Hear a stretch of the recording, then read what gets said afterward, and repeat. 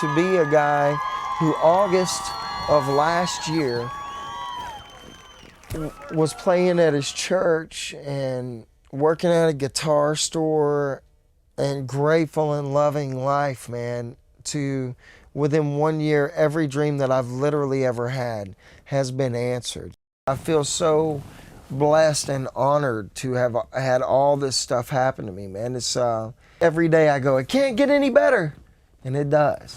All right, man, what's up? Well, we just had a great session with some incredible musicians up there. We're getting ready for the view and all these other cool things we're doing this week. Right now, we're about to hop back in and go to the studio again. Be good.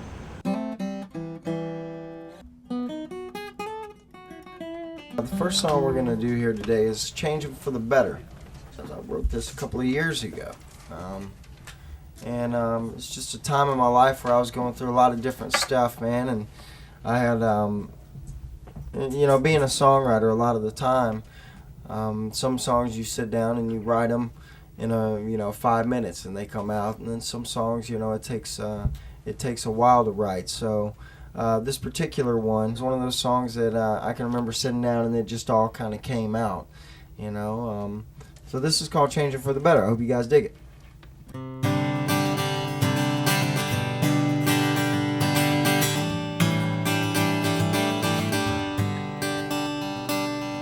the wind out on the street, blows my hair and moves my feet, takes me to a different place in time. People laughing everywhere, wander around without a care. Happiness, it makes a heart go blind. Growing up, man, I was a pretty normal kid. I mean, I think normal as far as my family was concerned. And okay, now looking back on that, I guess we were very abnormal. I don't know. It's hard to carry on, but it's easier just knowing who's to blame. We got to spend a lot of time overseas and in a lot of different countries, and so growing up for me, I've always been surrounded by music and different. I think the trip over to Europe really just opened up the floodgates to a lot of different styles that maybe I might not have been, so open to here in the States. Changing for the better this time. Music's always been my way, not out of things. I was never trying to escape anything. It was always a way into something for me, It's wild thinking back now of being the long-haired kid in high school and still being on the football team and hanging out with the jocks and hanging out with the preps and hanging out with whoever. Because everyone was my friend because we all just got along. I was actually truly more blessed in having some of the rougher experiences in my life when I was younger. We all thought we were rock stars and that we could party like rock stars and live like rock stars, and that whole live fast, die young, leave a pretty corpse thing. But I think God never gave me too much to deal with at any point in time. And that led me to this path that I'm on now, and I wouldn't have been ready before for all of this. And now I have a beautiful wife and a tremendous career, and I'm sharing every day of doing what I love with my family and people that I love. It makes me, it almost tears me up, man, just to think about my mom, and how hard she worked, to take care of us. It's almost, in a sense, her dreams are coming true too. Loving, changing for the better this time. Roger. Say I'm giving phone numbers and I'm giving all kinds of things.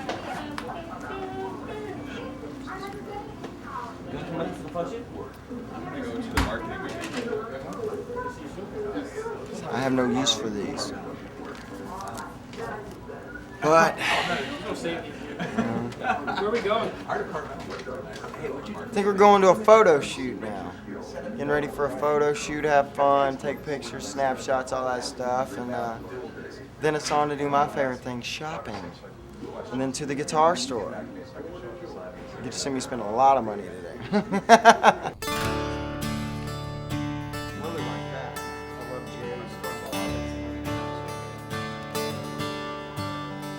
I got a whiskey, women and time. So you were working down. You were down from 2 to 14.50. And this even matches my outfit, fellas. About 90 miles behind me now. It's gonna be a good ride. Take trade-ins. I know, that's a pretty hot button. Yeah. I'm getting tempted. I got so $350, buddy. I'll give it to you today for an even swap. I'm telling you, you're tempting me. Not only that, but that belt buckle's famous. This is hot. A little story behind it? Yeah, man. Elvis's cousins, roadies, brother-in-laws, mother's sisters, great uncle It's just like Elvis. made that. Very cool. And as a matter of fact, I got a Tic Tac that he gave me too, just to prove it.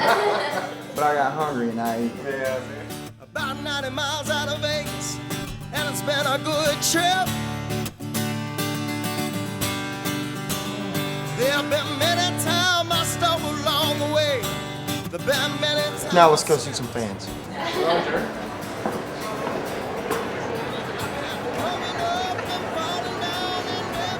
What's up, guys? What's your name, sweetheart? Madison. You know, it's kind of weird walking out on the streets and everybody knowing you and wanting to talk to you or wanting to get your autograph or, you know, things like that. That's pretty insane. So that's probably one of the weirdest parts. Did you think you were gonna win? No, ma'am. I never thought I was going to make it as far as I did. I just lucked out. I had people like you guys voting for me. It's all wonderful. I am so happy to be where I am.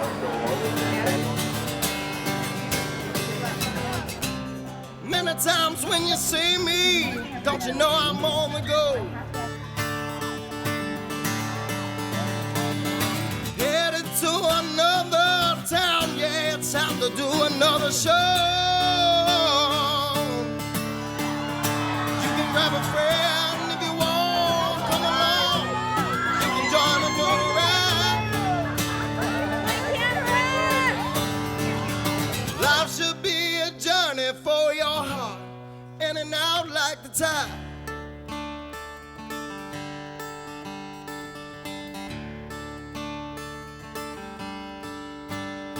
I got whiskey, women and time. I keep traveling down the thin white lines. I can't wait to get back home to my mom, my dad, my brothers and sisters, the people that I love. Baby, don't you know it's real good to be back home again. Love traveling thin white lines. Oh, yeah. Oh. So we've had an entire afternoon to kind of just cruise around today and check out shops. That's pretty good. Normally when I come to New York, we don't get the opportunity to do any of this, man. Normally we're in the studio or doing something that has to do with what we're going to be doing later on. Thank you so much. Thank you, sir. That was very nice. So you get presents everywhere you go. Hi, how are you? Doing well.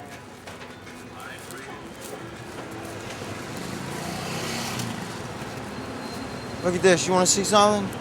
You want to see how much money I make? You want to see how loaded I am? Check this out right here. Watch this. And don't let the bling bling scare you away. Woo, yeah, baby. Don't let the moths hit you.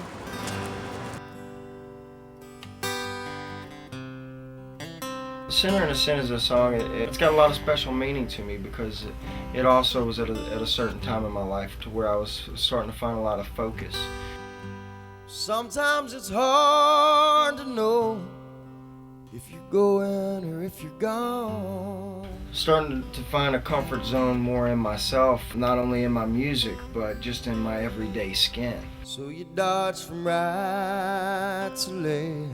So it was a really incredible time in my life 3 years ago, and definitely has helped me lead up to this point that we're at now, dealing with all this American Idol stuff and all that good business. You know, slipping faster to your fall. Just like a sinner in a sin. Come with me. Now the loser never wins. Let's go into the guitar world. I love these that custom. I've got a 72 custom that I play with a maple lid. I was a manager of a guitar store for 3 years, so I got it through there. And yeah, that's cool, dude. All right, we'll move on into acoustic world. Since that's truly what I'm here to do is get an acoustic. Is that an Explorer? Yeah, that's a gold Explorer. Yeah, that's beautiful, man. Now, matching Flying V? You gotta be kidding me. With a picture that fails to capture. Oh, man. The golden anniversary model Flying V. It's the calmness in my ransom And they even put the little rhinestones in here, man, in the one. Just a sinner in a sin. Now the loser never wins. I'm a poet without a pen. I've always been, and I do it again. You know, some of my greatest musical influences are, you know, from bands like Leonard Skinner to the Allman Brothers and Led Zeppelin. Man, the list goes on and on. You know, I love Otis Redding and Willie Nelson and, you know, Jim Croce, James Taylor, Jackson Brown. I'm real into the older music and the older scene, so I don't listen to a lot of newer music, but the stuff I do listen to, you know, I love Velvet Revolver, you know, Scott Weiland from Stone Temple Pilots, and, you know, and this is awful, another one of my favorite bands, Audio Slave. You know, that's got, you know, Chris Cornell is an incredible singer and a great songwriter and a big influence of mine. You know, I love so many different styles of music, and it's one of the things I try to do is incorporate different styles, from rock to blues to country to psychedelic to contemporary Christian. You know, incorporate just about everything, man, just to try to find a happy place, not just in my inside with my music, but you know, to kind of show people different avenues and different styles. I'm a poet without a pen. I've always been. I do it again.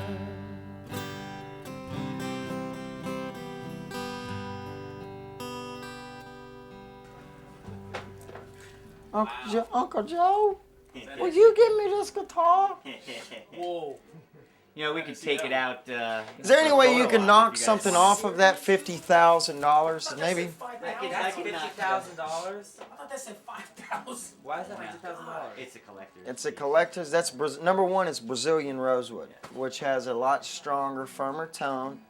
It's also more unique wood, and all this abalone inlay costs a whole bunch, but also it's a collector's item guitar, man. I mean, look at that. Yeah, this thing is so good that it will actually drive you home from the gig if you're drunk. For $50,000, it better.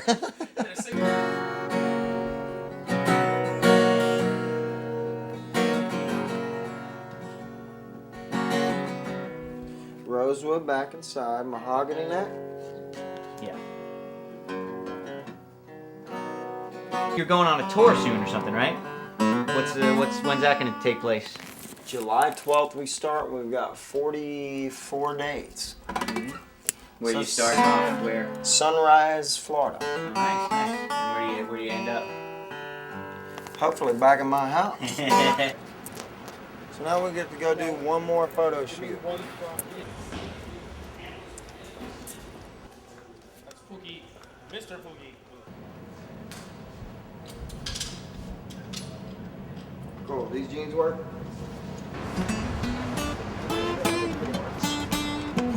What you got on there?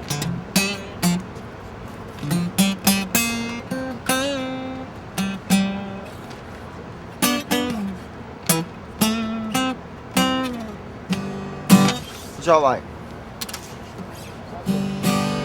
Kumbaya, my lord.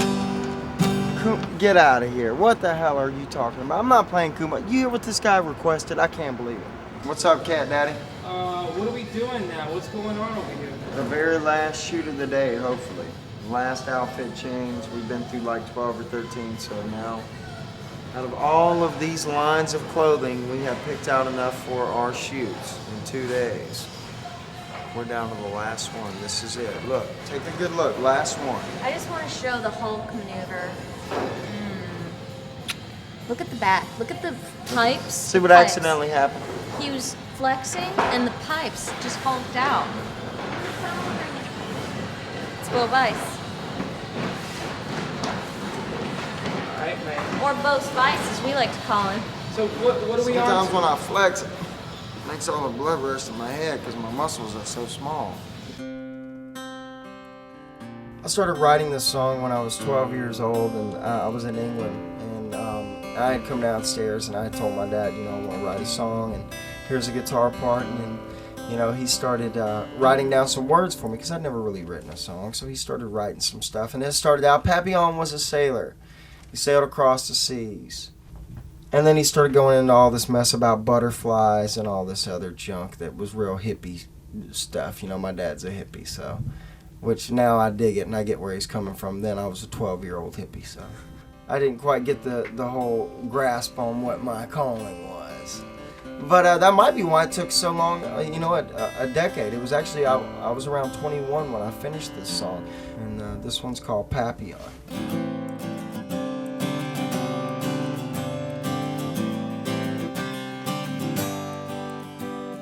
Papillon was a sailor, sailed across the seas, shipwrecked to his ankle, his ransom was all that he pleaded, brought him by his father's hands.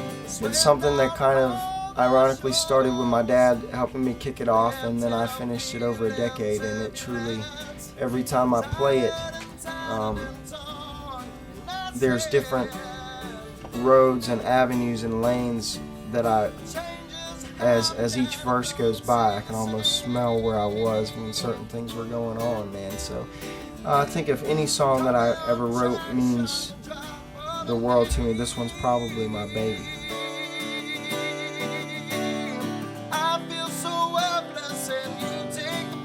I don't think there was one thing that really propelled me to this, man, as much as an accumulation of great music over the years that I was brought up on, and being surrounded by great people that just truly tried to bring out the best in me at every juncture of my life, man. There was somebody there to, you know, kind of help me along my way.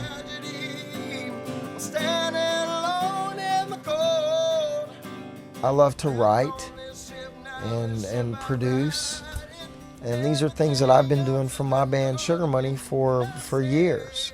At some point in time, you have to find some kind of vulnerable gate to let yourself out and to let yourself bleed through.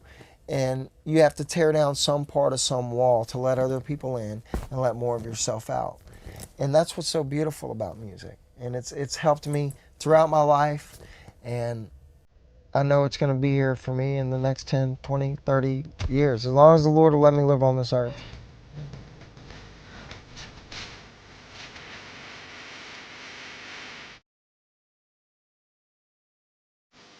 That's the hardest part of all this. As much as I love to see the fans every night, they're the only thing that keeps me out here. You know, I would much rather, just like everybody else, to be going home to my wife and kids at night. But the only thing that keeps me going and doing those long bus rides is knowing that I'm about to go on stage for an hour, and that makes it worth it. That makes being away from home, you know, 3/4 of the year, it makes it worth it. I mean, that's what it's about, man. All the fans, all the people out there. Without them, there would be no me here to do this. So you got to be grateful every day. God bless you, sweetheart.